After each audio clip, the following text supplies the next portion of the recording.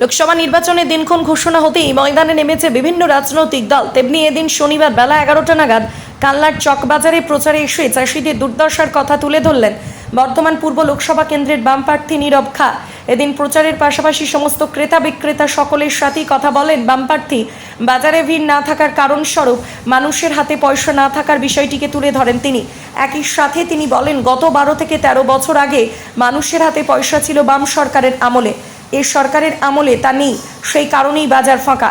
সারের অস্বাভাবিক মূল্য বৃদ্ধির তুলনায় কৃষকরা তার ফসলে লাভজনক দাম পাচ্ছে না, ফলে কৃষকের আত্মহত্যার প্রবণতা বাড়ছে।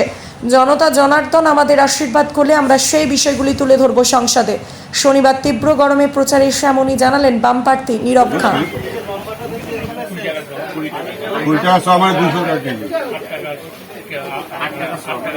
আদা আলু এখন কত? আলু 20 টাকা কেজি। বল আসল কথা, মানুষের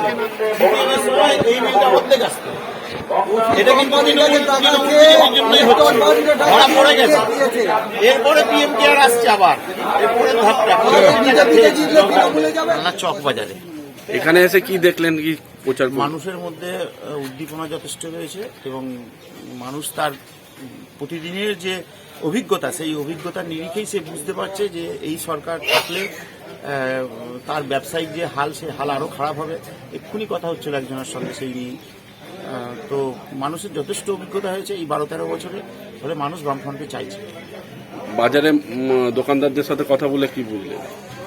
দোকানদাররা নিজেরাই বলছে যে আজ থেকে 12-13 বছর আগে যখন বামফ্রন্ট সরকার ক্ষমতায় ছিল, তখন মানুষের হাতে যে পয়সা ছিল যথেষ্ট, অর্থাৎ ক্রয় ক্ষমতা প্রচুর ছিল, তার ফলে দোকানে এসে লাইন দিয়ে দাঁড়িয়ে তাকে মাল কিনতে হতো।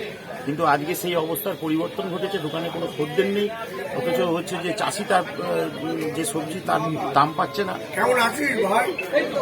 ফলে অভিজ্ঞতা তাদের খুব খারাপ।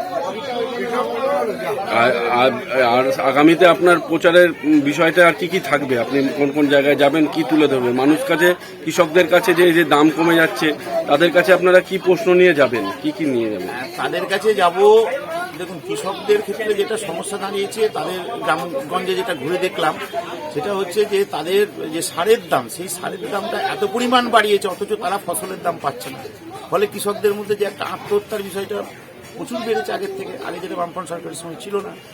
তো আমরা বলেছি তাদেরকে যে আপনাদের যে ফসলের ন্যায্য মূল্য বা সারের দাম কমানো, এই সমস্ত বিষয়টা আপনারা যদি আশীর্বাদ করেন, আমরা সংসদে গেলে আপনার যে কথা সেটা তুলে ধরবো। পাশাপাশি 100 দিনের কাজটা 200 দিন করতে হবে, এটা আমাদের বামপন্থীদের একটা বড় দাবি।